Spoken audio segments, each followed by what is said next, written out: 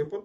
So Praveen బ్రదర్ని చంపడానికి కారణం ఏంటి అంటే ఎస్ ఆయన పేదోళ్ళని చదివిపిస్తున్నాడు, ఈ సమానత్వం బోధిస్తున్నాడు, ఇవన్నీ కారణాలని వీళ్ళ మనుధర్మ శాస్త్రానికి పూర్తి భిన్నంగా ప్రవర్తిస్తుంది కాబట్టి, ప్లస్ వీళ్ళ యొక్క తప్పిదాలను అనేక డిబేట్లలో కత్తి మహేష్ 1% చేస్తే కత్తి మహేష్ కంటే 100 రెట్లు ఈయన ప్రపంచానికి అందరికీ సామాన్యులకు అర్థమయ్యే భాషల విత్ ఫ్యాక్ట్స్ విత్ ఎవిడెన్స్ చెప్పడం వల్ల వాళ్ళ ఈగోలు హర్ట్ అయినాయి. సో అట్లనే నాకు నా సీక్రెట్ సోర్సు చెప్పింది కూడా నీకు గత వీడియోలో చెప్పిన, ఆయన సింపుల్గా చెప్పే ప్రయత్నం, సింపుల్గా ఒక్కదని చెప్తా. అది నేను అడిగా ఆయనకి ఎందుకు చేయాల్సి వచ్చింది అని అడిగితే, ఏదబ్బా ఎందుకని అడిగిన, ఎందుకు చంపిరని అడిగిన సీక్రెట్ సోర్స్ని అడిగితే ఏమన్నాడు, ఇది main reason for killing Praveen Pagadala brother. ఎందుకంటే అంటే 2 years back Praveen Pagadala participated in a debate in Rakshana TV. He participated from US.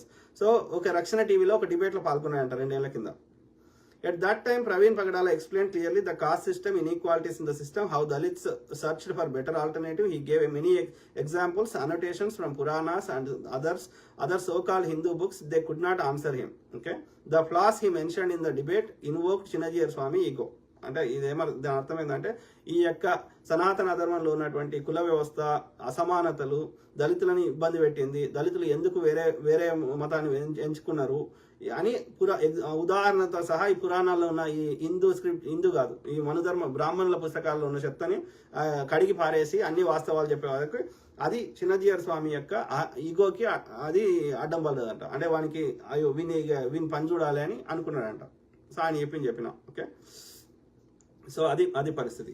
నా అంచనా ప్రకారం ఎవరైతే వీళ్ళ బ్రాహ్మణ ఐడియాలజీకి, బ్రాహ్మణ సుప్రిమసీ, బ్రాహ్మణ ఆధిపత్యానికి, ఈ మనుధర్మ శాస్త్రంలో ఉన్న చెత్తకి, బ్రహ్మ ముక్కులకి, అది ఏదైతే రాసుకున్న వాళ్ళ రాజ్యాంగంకి దాని భిన్నంగా ఎవరు ప్రవర్తించినా, అది హిందూ అయినా, ముస్లిం అయినా, క్రిస్టియన్ అయినా, ఎందుకంటే తోటి ఆర్యుడు చచ్చిపోతే బాధపడతాడు వాడు, కానీ మిగతా అనార్యులు ఎవరైనా సరే, ఏ మతం వారైనా సరే, భారతదేశంలో ఉన్న ముస్లిమ్స్ అయినా, క్రిస్టియన్స్ అయినా, ఒరిజినల్గా అక్కడ నుంచి ఎవరు వచ్చిన వాళ్ళు లేరు. వచ్చిన వాళ్ళు ఒకవేళ ఉన్న 1%, 0.0% వాళ్ళు వెళ్ళిపోయి ఉంటారు, చచ్చిపోయి ఉంటారు. కాబట్టి భారతదేశంలో ఉన్న ఏ మతస్థుడైనా, సిక్కులైనా, ముస్లిం అయినా, క్రిస్టియన్ అయినా వాడు అనార్యుడే. ఓకే, ఈ మిగతా వాడు శూద్రుడు అన్న ఉంటాడు, క్షత్రియుడు అన్న ఉంటాడు, వైశ్యుడు అన్న ఉంటాడు. ఓకే, ఒక 0.0% బ్రాహ్మణుడు కూడా ఉండి ఉంటాడు. ఎందుకంటే మళ్ళీ అందులోకి పోయి కూడా మళ్ళీ ఆ సంస్థలు కూడా కంట్రోల్ చేయాలి కదా, అక్కడ ఉన్న పేరు కానీ, అక్కడ ఉండే సంపద కానీ వీంచేళ్ళనే ఉంచుకోవాలి కదా. అందుకని ఫస్ట్ బ్రాహ్మణులే కన్వర్ట్ అయ్యారు భారతదేశంలో.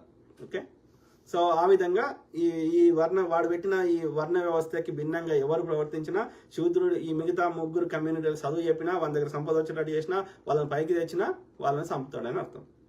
లేదంటే వాళ్ళ చెత్తకి, వాళ్ళ అధర్మానికి, అది అధర్మాన్ని ధర్మబద్ధం చేస్తే, అది అధర్మం రాని ప్రజలకు చైతన్యం చేస్తే, రాముడు ఆర్యులకు దేవుడు తప్ప మనకు కాదురా అయ్యా. రాముడు అధర్మానికి చెప్పింది పాటించిండు, శంభూకుని ఆయన యొక్క విద్య నేర్చుకుంటే చంపేసిండు, ఏకలవ్యునికి విద్య నేర్చుకుంటే ఏలు కట్ చేసిండు, అయినా అది ధర్మం అని చెప్తున్నాడు. బ్రాహ్మణుడు పైన ఉండాలి కాబట్టి దానికి అట్లాగా అది తప్పు అని మనం చెప్తే మనం చంపుతాడు అన్నట్టు.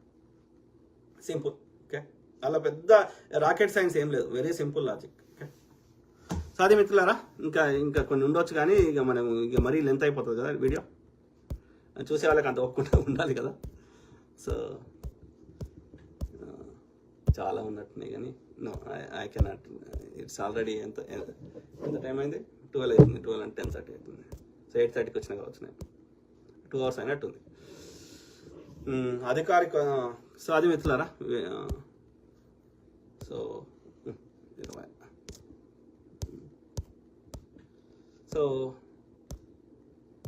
నీలా హరీష్, నరేంద్ర మోడీ పూర్వీకులు ముస్లిం కులానికి చెందిన వారు కదా, హిందూ ముసుగు వేసుకొని హిందువులను చంపేస్తున్నారు. కరెక్ట్. ఆర్యులు వాళ్ళ అన్నదమ్ములు. ఓకే, ఆ పరిషాకు చెందినవారు. జాన్ క్రిస్టఫర్ పాస్టర్, రాజన్న నిస్వార్థ పోరాటం మీది మీరు ఎప్పుడు చల్లగా క్షేమంగా ఉండాలని ప్రార్థిస్తూ ఉంటాను. Thank you brother.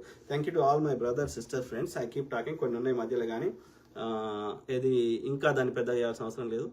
Baby wants to join video అంట, ఎవరు నాకు తెలియదు. ఇది నేను యాక్సెప్ట్ చేస్తే ఏమవుతుందంటే అది క్వాలిటీ పోతుంది, మొత్తం వీడియో క్వాలిటీ పోతుంది. ఆ తర్వాత వేరే వాళ్ళకి షేర్ చేయడానికి ఇబ్బంది అవుతుంది.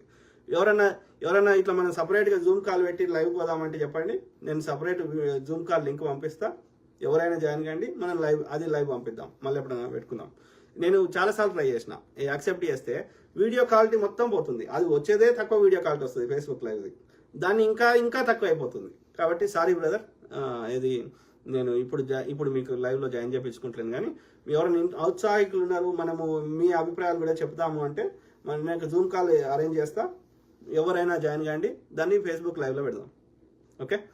ఓకే ఐ కీప్ టాకింగ్, మాట్లాడుతూ ఉంటా, ప్రతి విషయం మీద అవగాహన చేస్తా, అట్లనే మీ తరఫున వాయిస్ ఇస్తా. ఓకే, నా శాయశక్తుల నాకు తెలిసిన కాడికి కరెక్ట్ సమాచారం ఇచ్చే ప్రయత్నం చేస్తా.